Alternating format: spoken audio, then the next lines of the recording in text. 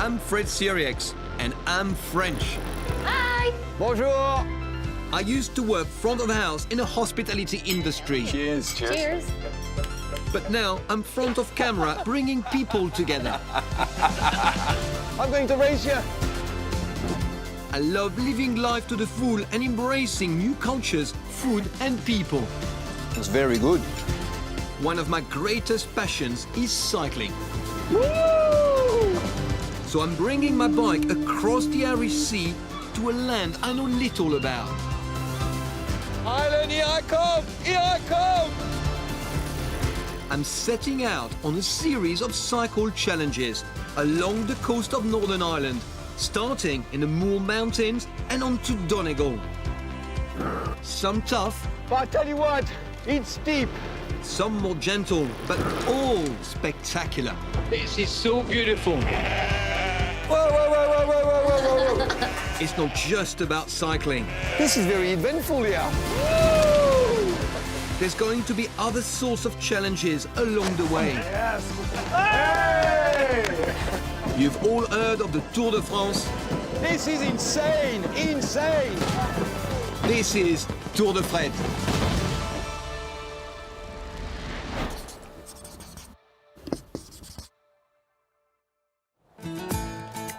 This time, after arriving in Dublin, I say bonjour to the Mourne Mountains in County Down, Northern Ireland.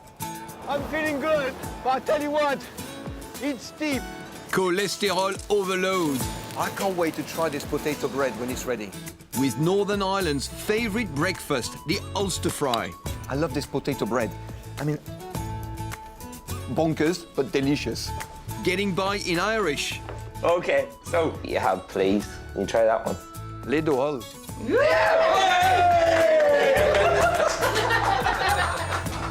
And discovering the joys of fresh Irish seafood. Oh yeah, What's the verdict? it's very good. Being French, we think that we are the best at food. Yeah, we are the king. I think that Irish people don't like to blow their own trumpet. Oh, are you saying the French are a bit pretentious? Well, Allez, vite!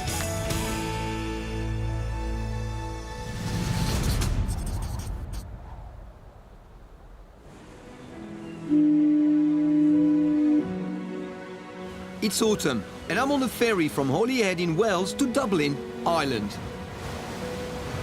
Before I jumped on the ferry, somebody told me it's going to be a very nice, gentle crossing. But look at it, look at the sea, and listen to this wind. It's mad. This ferry journey across the Irish Sea takes just 3.5 hours. I'm so excited about this tour of Ireland because this is going to be a tour with a difference. I'm going to cycle and challenge myself to visit all these places with my bicycle. You know, because when you go slowly like that, you take the time, and I want to take the time to meet the people and to discover Ireland for what it is. You know what I'm looking for is the crack. I love that word, by the way, the crack. It makes me laugh every time I hear it. And if you don't know, the crack roughly translates as good times, or joie de vivre, as we say in France. The ship's bridge is a mighty impressive mission control. Look at the size of this deck.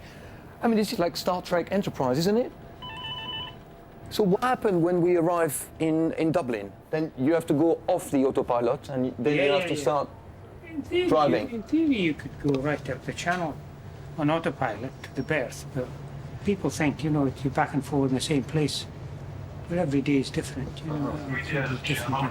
But we can see the coast. Yeah, you can see Hoth there. Wow, we can see the coast. We can see the coast of Ireland. And Ireland is not the only thing you can see. There are literally thousands of dolphins in the Irish Sea. And Ronan and Linda from the Irish Whale and Dolphin Group regularly hitch a ride on the ferry to do dolphin counts across a stretch of water that can sometimes reveal spectacular sights.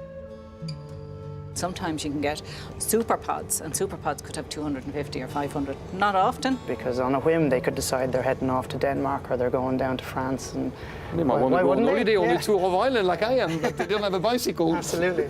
So Are you a couple, the two of you? Oh, No, God, no. No, oh, I thought maybe this is how you met, you know, for your love of dolphin. So I run these, and basically anybody who's a member of the group can volunteer. So Linda volunteered, but this is actually, we only met, this morning? This morning, yeah. How's it going then? Yeah. It's going fine. You get me into horrible trouble here.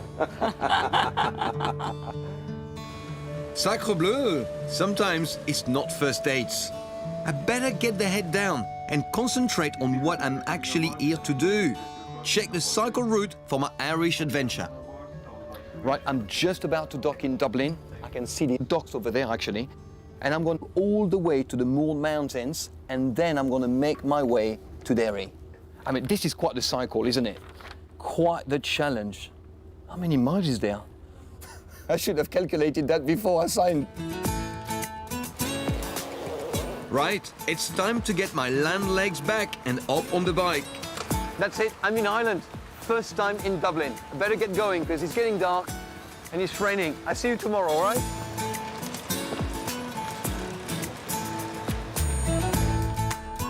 I'm heading north to Newcastle, County Down, Northern Ireland, home of the Mourne Mountains, on a route that's likely to push my stamina to the limit.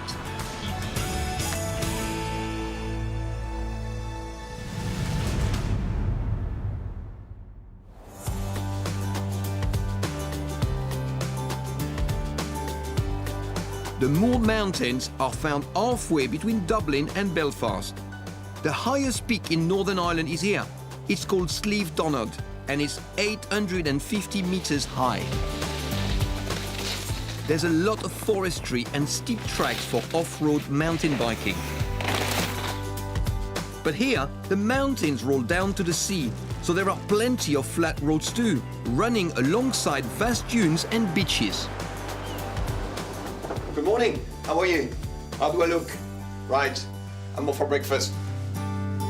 And here in Northern Ireland, I have to try the traditional Ulster fry. For the Ulster fry-up, Yeah. as the name indicates, Yeah. everything is fried. Yeah, ideally everything in the same pan just to retain the flavour. So you're getting the flavour of your bacon, your sausages, and then that'll also go into the bread. And then you're finishing with your mushrooms, so everything's sort of in the one pan. Very rich, full of flavour. Full of flavour, full of fat, but that's where the flavour comes from. And so all the produce that you use here, everything is locally sourced, right? Everything's locally sourced, so your mushrooms are from Mayo Bridge, the 10-minute drive. Eggs, again, 10-15 minute drive away. The black and white pudding is from Clonakilty in County Cork. And then your bread from a local bakery. We use local tomatoes when possible. Obviously, we don't get very warm weather here, so Sorry, there's not going to be any sun while I'm cycling? No, definitely not. Plenty of rain. What is going on here? What is going on? No sun in Ireland? You've picked the wrong place. Since when? The Ulster fry was traditionally a farmer's breakfast, designed to get labourers through a tough working day. And I'm hoping the Ulster fry will do the same for me on my bike. So how do you make this white pudding?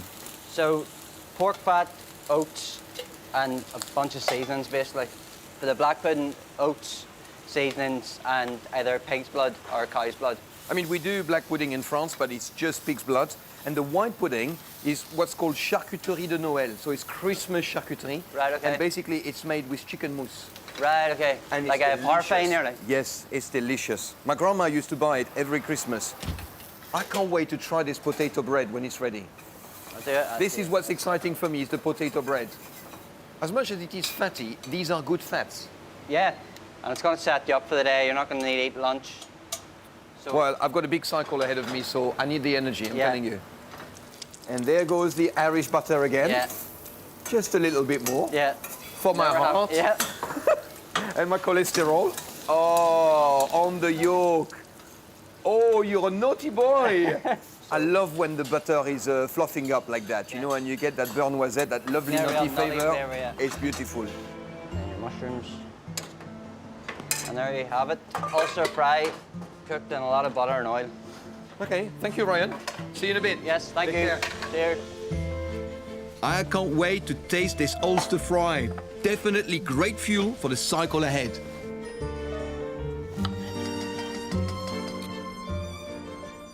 This is very nice, so hearty. I especially love the black pudding. It's so rich. and I'm just about to attack my eggs. I mean, this is really the pièce de résistance of this breakfast. Look at that. The yolk is very runny, and the Irish butter on the top is just bringing all the flavor. Oh. I love this potato bread, but it puzzles me slightly because it's potato, right? Just like roast potato, but it's bread in a breakfast and it's fried. I mean, bonkers, but delicious. Right, time to hit the road. I'm going there, to the Mourne Mountains. Wish me luck.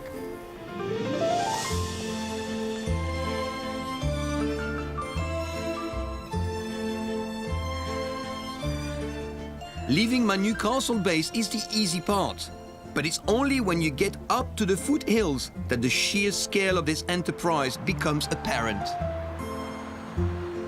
Right, this is my first cycling challenge. I'm going to discover the Mourne Mountains, and what better way but to cycle all the way up to the Spelga Dam over 1,000 feet of elevation.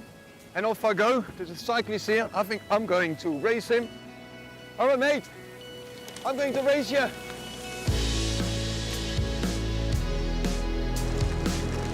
See you at the top.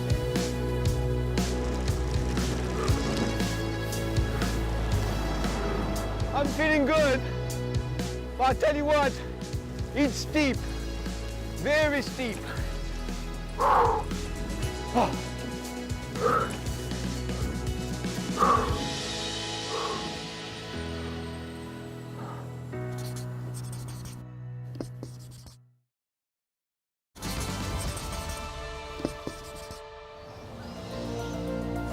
I'm Fred Sirieix, and I've travelled to the island of Ireland for a series of cycle challenges. My trusty bike and I are on a mission. Fueled up with an Ulster fry for breakfast, my journey is underway in the Mourne Mountains. Look at this. Look how beautiful this is. My first challenge is to reach the Spelga Dam, over 1,000 feet above sea level. Let me tell you this, it's one heck of a climb.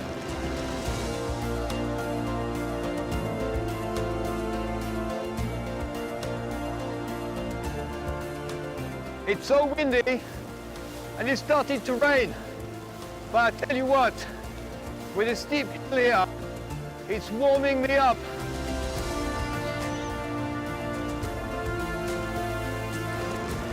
I love how diverse it is. From this scorched hillside to the woods, the river there. And look at this. As far as the eyes can see, it's majestic.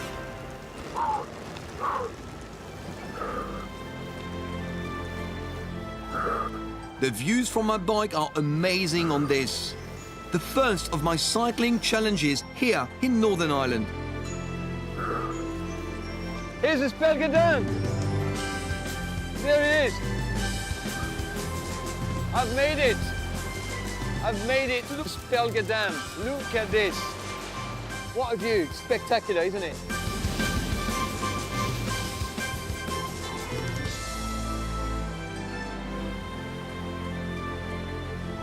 The Spelga Dam and reservoir are at the heart of the Mourne Mountains.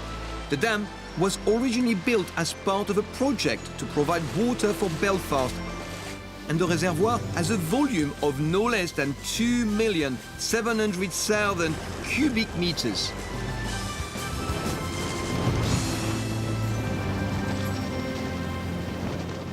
There is an abundance of water here, but after all that cycling, there is one liquid I really need. What can I get you? Cappuccino, please. Cappuccino, no problem at all, yeah. What are you doing up here yourself? Well, I'm looking for a girl for you. Oh, is it first dates, is it? Yeah. Good luck doing that. I've seen a couple walking up there, you know. They're just on their way. Oh, brilliant. Happy days, yeah. Alors, I can't help myself. Matchmaking again. Good. Business going good?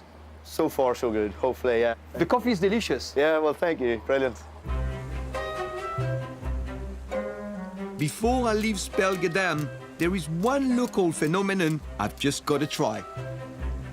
I've been told there's a road in the Mournes that defies gravity, and although it's going up, it feels like you're going down. You don't need to pedal, so let me try it.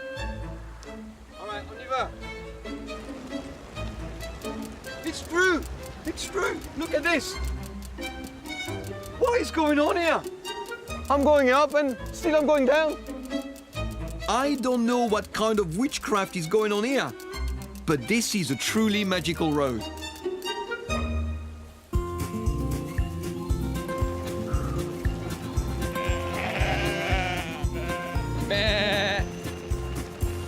Whatever the weather, it's not spoiling my enjoyment. There is so much to see as you cycle along the Mournes. For me, this is more than just a bike ride. It's a chance to explore the heart and soul of the island of Ireland. So exciting. And there's always brighter weather around the corner. Or in this case, over the hill. I mean, how many seasons can there be in a day? Look at that, stop raining. In the past, because of their inaccessibility and sheer ruggedness, the Mournes were often used by smugglers to bring in illegal goods across the sea and over these mountains, including French brandy during the Napoleonic Wars. Woo! They then transferred the smuggled goods across secret trails, maybe even the one I'm cycling on now. Woohoo! Oh, I like this ride. Much easier than this Belgadan at 1,000 feet elevation, that's for sure. I'm heading down to the small village of Killowen to discover what was once also an illegal activity, the making of Irish moonshine, or, as the locals call it here in Ireland, poaching. Hi! Bonjour. You made it. Nice to meet you. How are you? Yeah, very good. Excellent. You enjoyed the cycle? Yes, it was great. It was raining, then it stopped, and now it's raining again. Yeah. 4 seasons in a day. That's it. Typical Irish weather. I love it. It's so beautiful. This is Killowen Distillery, one of Ireland's smallest distilleries. So yeah, come on inside. And I noticed the solar panels on the roof. Yes, of course. Shanda, I've been in Britain for 32 years, worked in the restaurant business all my life, and yet I have never heard of poaching. What is it? It's the traditional spirit of Ireland, and it's made essentially the same way as whiskey. And without it, you actually would never have had whiskey. But what's the difference between whiskey and poaching? The main difference between whiskey and poaching is that whiskey goes into a cask. Poaching generally never hits a cask. Right, so it's a white spirit. It's a white spirit, yeah. But tell me, poaching was illegal from, I think, 1661, right, to 1997. That's right. What's the story behind that? Why did they do that? So essentially, Irish poaching was extremely popular. It was made by lots of little small farmers, so it was very hard for the government of the time to actually tax it. Thankfully, us Irish don't like to be told we can't do something. Like the French. Yeah, Come and give me a hug. That is good. I like that. Although they're using grain here to make poaching, in the olden days, it was often made with a humble potato, heated over a traditional turf fire. It must have been smelling like poaching everywhere in the countryside, Yes, no? yes. I mean, surely the tax inspector would be able to smell it as well. You'd think so, and what they got very smart about making it. So where they used to make it was on lines between different farms. So it's never on one person's piece of land. But also they used to distill a lot when it was really windy and at night. I love the smell. I mean, It's fabulous, it feels isn't like it? you're getting a hug, Yeah. isn't it? It's so Yeah. beautiful. It's lovely, yeah. So poaching's Irish for little pots. So these are our little pots. So they're flame fed, but when it's flame fed, you get that, excuse my pronunciation, that Maillard reaction. I thought you were going to say, excuse my French. Yeah. What are you going to say? Are you going to say something rude? No, a word in French, but I can't pronounce it. Myriad. Yeah, there we go. What a Much beautiful better. word. Isn't it? Yeah. And I can't pronounce it. And if you're wondering, the Maillard reaction is the cooking reaction that makes food brown, nutty or toasty. Are these original pots or are they bigger pots than the original ones? These would be slightly bigger than what small house farmers would have had. So they are, I think there's something going on out there. Hold on a second. I think there's a bit of activity. You might need to just make sure that they don't... Are they going to come in here? Whoa. This is very eventful here. You just never know what's going to happen. Up. That's it. God, you're a natural. Come on. Up. Are you all right, mate? Yeah, just let them on down. You want them to go down? Okay. On then this way, yeah, just not into the distillery, though. They're not going to charge, are they? No, that's all right. All right. Now, come on. There we are. Excellent. Good job. All right. No problem. Thank you. Take care, mate. Yeah, he's a natural shepherd. This is a fun place. You just never know what's going to happen. No. And you come, you're in the Yeah. middle of Ireland, you think he's going to be quiet. Bit of sheep work. And a sheep walk. Being a shepherd is thirsty work. It's time to sample the poachin now. Let you have a little bit to try it. Thank you. Take a little sniff as well. Oh, the smell is yeah. incredible. Yeah. So that's still strength. That's sitting probably about 63% or so. But it's very smooth. Yeah. It's very good. This is lovely though, this one, yeah. Oh, I can still feel it in my mouth. It's lovely, really It's long finish. Lovely, Yeah, yeah. yeah. Cheers. Cheers. For Slàinte. sure. Slàinte. Slàinte, yeah. I didn't know poaching, and these guys are championing it. And for them, it's about who they are, it's about their roots, and I love that.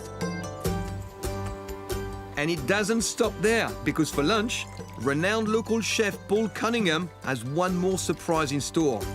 Locally caught herring, brined in seaweed instead of salt, then flash fried in, All right. you guessed it, poachin. Yeah, this is very, very much old school, isn't it? So you're warming it up now, you want it to catch fire. Don't want to catch fire, you though. Right. I love that smell. It's good, isn't it? It's fantastic. And you can smell the poaching as well. Despite the wind blowing, it's so strong. It's amazing to cook with. Yes. Amazing. But you have brined these herrings, right? Yeah, before? yeah. Right. Yeah. Just using seaweed instead of salt. That's it? That should be it. This is fast food. This is fast food, made in Ireland. Hey, Oh, Shonda. yeah. Some drink. Just in time. Well, it's certainly fast, but what about the taste? Here we are. I mean, you guys know how to live. Oh, yeah. I thought it was the French who Yeah, were yeah. at the top of the hill when it comes to gastronomy, but No, no. wow, I am so Yeah. impressed. This is our own little secret. This is incredible. You can taste the fish, you can taste the herring. It's so fresh. But then you have this poaching Yeah. in the flavors background. really come Yes, through, it's yeah. come through. So do a lot of people cook like you?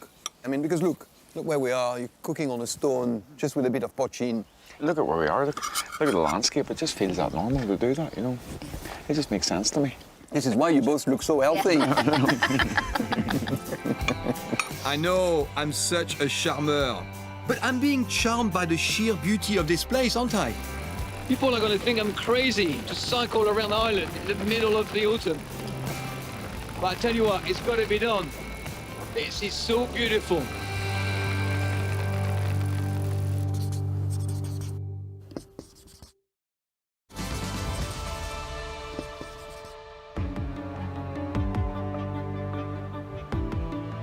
It's day 2 of my cycle challenge across the Mourne Mountains in County Down. After the tough climb to Spelgadam, I'm taking it a little easier and embracing my surroundings. When on a bike, the journey is the destination. I'm feeling good. It's so wild, but also you can see like these dry walls.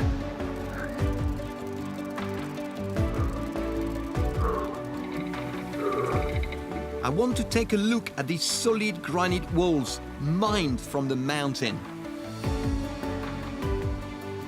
Wow, look at this place. It's so rugged, it's so raw, it's so beautiful.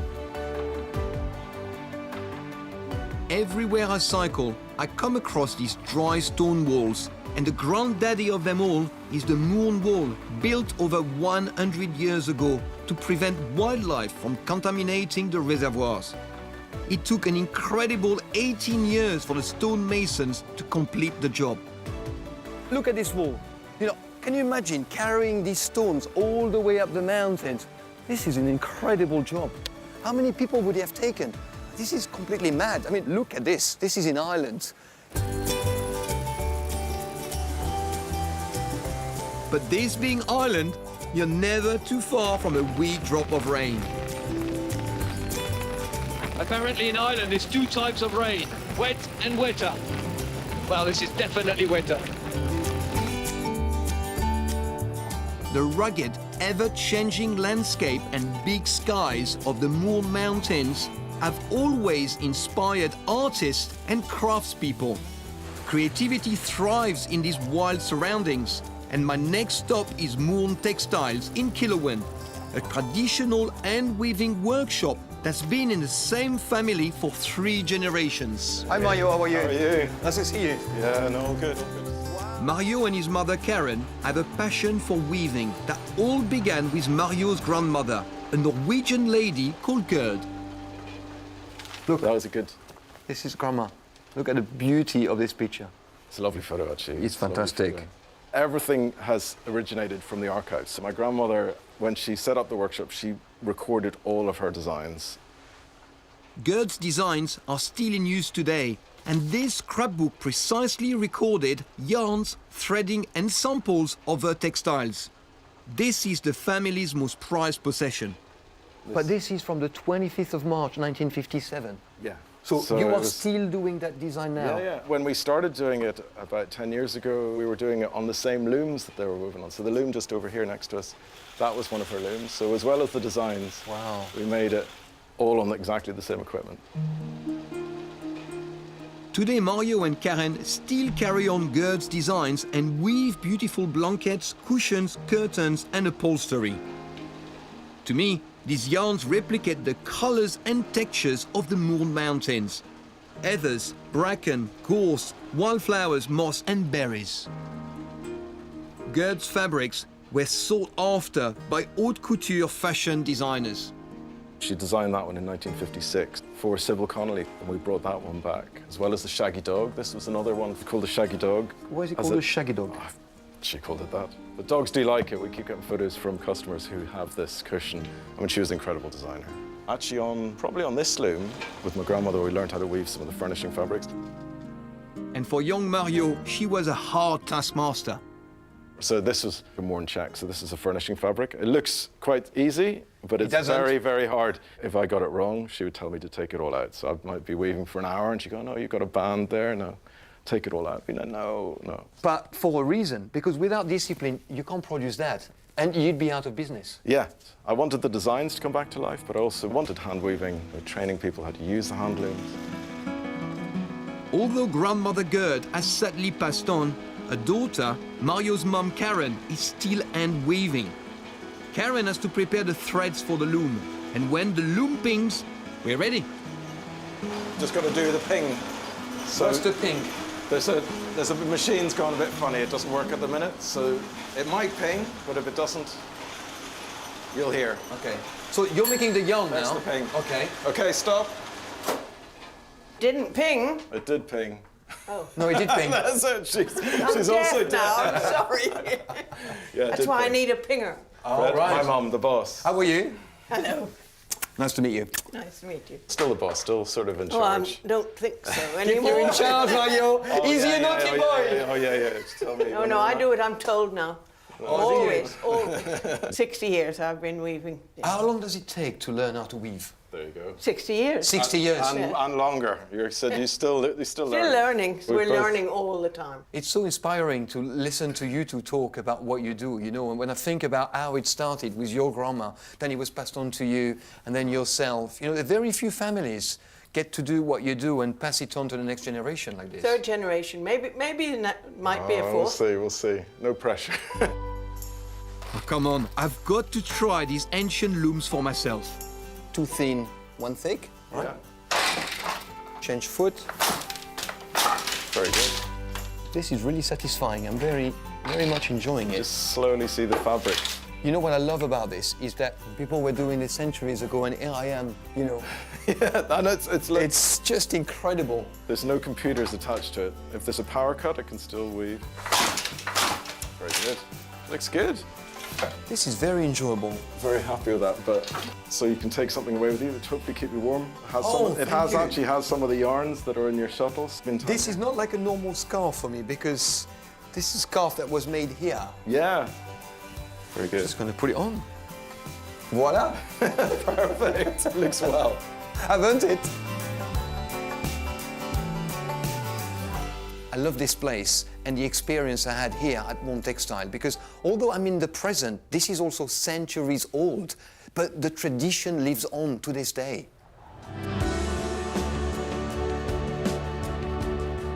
Cycling back up the shoreline of the Irish Sea, you come across the small village of Annalong. And I'm in need of a nice cup of tea.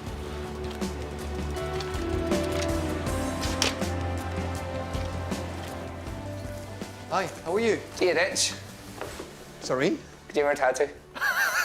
You've lost me here. I don't speak Irish at all. Oh, right, okay. Well, we have opened an Irish language cafe for people that are learning the language, people like yourself who are visiting. Right. I mean, I've only been in Ireland for a total of 3 days. In 32 years, I've been in Britain, and I don't know anything about the language, so this is totally new to me, so yeah. Well, the language is a really old, ancient language, but we are trying to keep it alive and revitalise the language here in and along and across the Mourne. So when I came in, what did you tell me? I said Sirieix, which means hello. Sirieix, hello. Sirieix, and then you respond? Sirieix. Sirieix. Sirieix. Yeah. Wow. You know, I'm 6% Irish. Okay. No, I am. It's my DNA, because where I'm from in France, in Limoges, you know, it was an old Celt settlement. And that's why I've got 6% of Irish blood in my DNA. And you lucky. It's time to join the Irish language class upstairs, and I can't wait. Grab a seat. Yeah, okay. Hi. How you doing? Yeah. Cheers, Dave. So, Fulcha. So, welcome, Fulcha. Gag dinner. So, tonight's Circle Cora is aimed around our new cafe, Cafe Namara, to say hello, goodbye, ordering your coffee, saying please, thank you, and talking about the things you want. Kiat Goloa. Kiat Goloa, right, hey? It's a long-winded way to say all right. So that takes us on to the next one. How are you? Kajay Mar, how? Kajay Mar, a tattoo. Yeah, how are you? Kajay Mar, a tattoo. Kajay Mar, a tattoo, yeah. This one. Tame Gomoy. Tame Gomoy. No, because it didn't sound like Tame Gomoy when you said it. That's because I'm a culture. I have a big accent on me. I didn't understand what you said just now. You said because I'm? A culture. What is a colchi? So you're in... Lives up in the hills. I live in the hills, in the mountain. A colchi, somebody who lives in the hills? Yeah. So if you live in the hills, you're a colchi, and if you live on the coast? No, you could be a culture from the coast. Yeah. You're kind of like a farmer person. Culture. Call them culture. So it's a type of person, it's not just where you live. Sorry, it's just a slang I mean, term. it would be, in English, would say I'm a peasant, or... No. No? Thank you very much. No? I wear my culture badge very proudly. No, but I'm not saying you shouldn't be proud, I'm just trying to understand what it So means. basically, I'm not a townie. Yes. Like from the countryside. Okay. Okay, so we'll move on. Underneath it, you have please. Can you try that one? Les Dohol.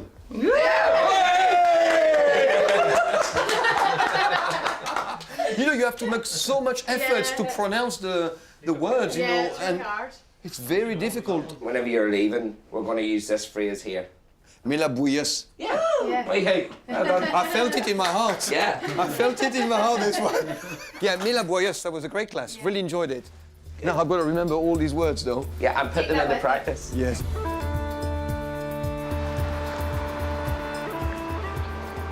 And where better to put them into practice than the local pub?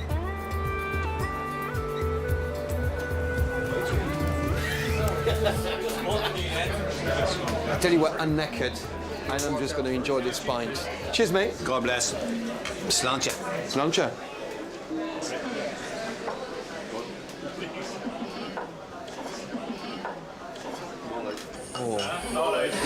This is nice. You needed that.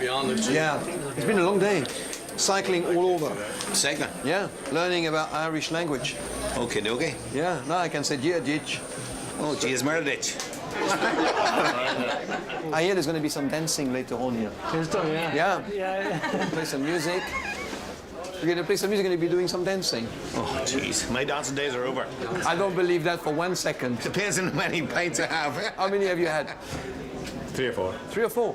Oh, wow, you can have 3 or 4. I mean, I think if I have 2, that's it. I'm just going to start dancing. But you wouldn't get the figure that I have, you wouldn't get it. You could be on Strictly. You have to get the right one. Yeah. Jeez, strictly what? Drinking? Strictly come dancing. Strictly come drinking. I met this guy. Cheers. The spell get down. Yes. Oh, you were cycling? Yes. Ah! I didn't even see the cycling gear and all that. I don't drink pint very often, right? But my good friend likes pint, so I knew I was coming here this week, so I thought this is the best place to, you know? I think it's very good. I'm going to have a second pint, yeah. And after 2 pints and a long day cycling in the mountains, I'm going to sleep very well tonight. Let me tell you that.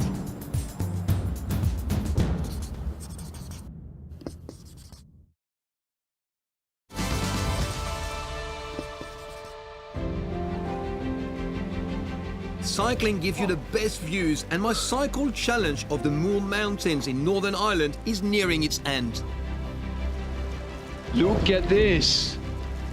What a view.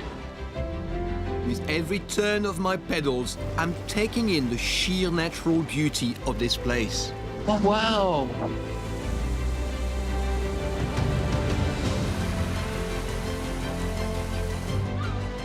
I've been told there's a famous song here which goes, "Where the mountains of Mourne sweep down to the sea."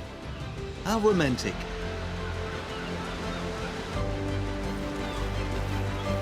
Dear Ditch. How you doing? And that's where I'm heading now. To the fishing village of Kilkill. And one of the most abundant seaweed beaches in the area. Bonjour. Very good. The Wilson family had been foraging here for generations. How often do you come and collect seaweed? Do you do that every day? So probably twice a week. Okay. We would be harvesting, so we wild harvest. We have kelp rights on this shore. How long have you had these rights for? Our ancestors have been foraging for over 300 years this shoreline, and they just live in the little house over there, the little farmhouse. So this part of What the do you shoreline... mean kelp rights? So kelp rights would have been years ago when there would be no chemical fertilisers for the fields. They would have lifted seaweed in horse and cart or donkey and cart. And what about me if I want to come and collect the seaweed? Am I allowed? You could come and lift seaweed from the foreshore. Okay, just because it's for my personal use Yeah. and not something I'm going to sell for on. commercial. Right, right. So this here will be red seaweed, which will dull us. This here is actually known as bacon of the sea. Bacon of the sea? Yeah, so if you were to fry this, it will just taste like bacon. And Can we try it later? Yeah, absolutely. We can I fancy try a it bacon later. butty. Yeah. This here will be sugar kelp. And when sugar kelp dries, it produces a white substance. And if you were to lick that with your tongue, it's called mannitol. Okay. So not all seaweeds are salty. Some are sweet, some are nutty, some are garlicky, some are peppery. So they are all different. I mean, how many different types are there here? So there's about 400 types of seaweed on this shoreline, and we're currently using about 11 of them.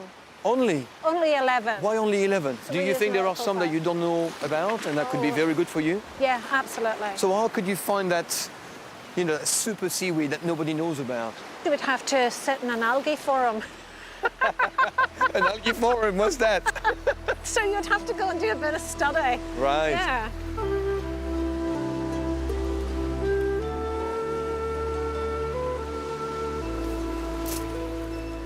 Why you throw them away? For collection later. It's the common area. Look at your daughters, they're like the mermaids of the sea. I know, they're wonderful. Have you collected enough?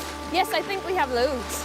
So what Jenna has here is called tooth-edge rack or Fucus serratus.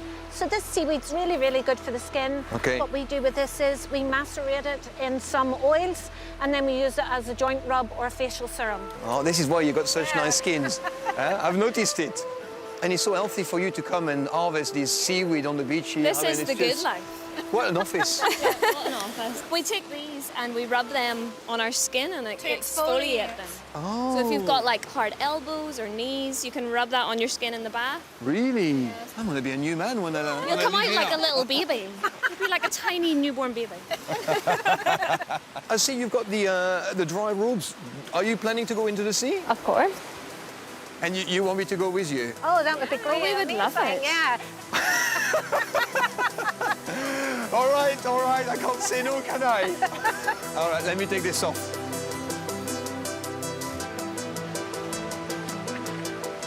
Only a mad Frenchman would agree to an autumn dip in the cold Irish Sea. But a deal's a deal. This is Ireland! Woo! Woohoo!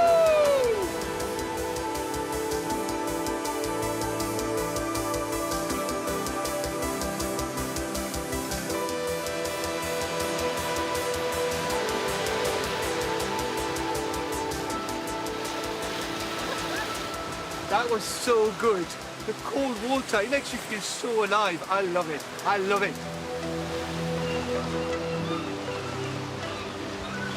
It's not just 400 types of seaweed.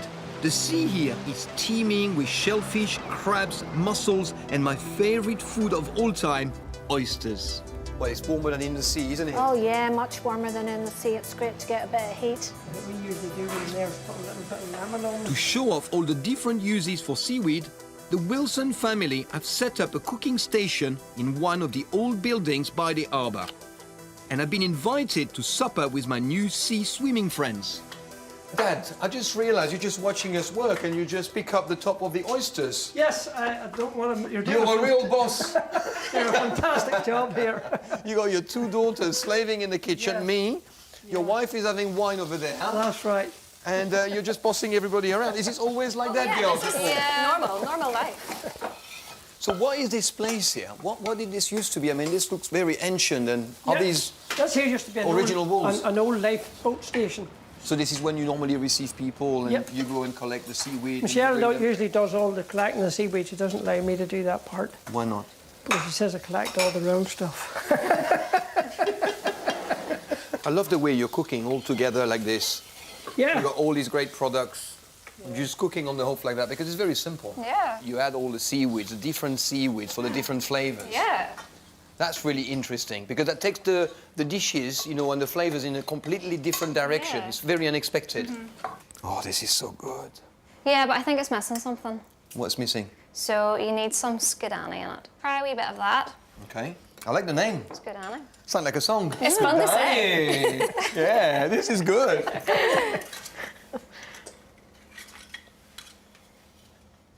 Wow. Oh, yeah. What's the verdict? It's very good. Good. Finished. You know, I've had some really lovely food here in Ireland. But what's quite interesting for me is being French, we think that we're the best at food. Yeah, we are the kings. And nobody does it better than us. And yet, I've had some incredible meals here. Well, I'm glad to hear Beautiful that. produce. Everything is super fresh. Yeah. And it's just coming from there, just from the sea or from Yeah. the land. It's just extraordinary, really. So why hasn't it travelled? I think that Irish people are quite humble and they maybe don't like to blow their own trumpet. And I think that's part of the reason why it's not maybe as well known. Oh, are you saying the French are a bit pretentious? Well, they were your words. He's sweating, your dad. Look at it. Keep going with the wine, Mom. Keep going with the wine. You keep drinking.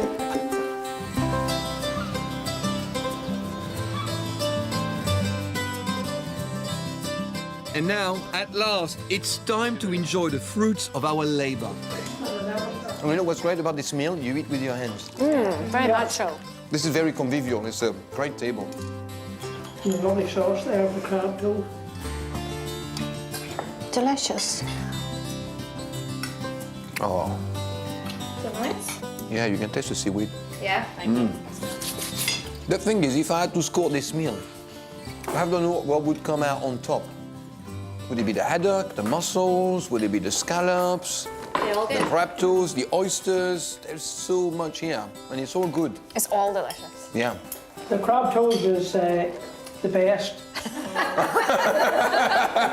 The mussels are the best, and then the rest. What, the things you cooked?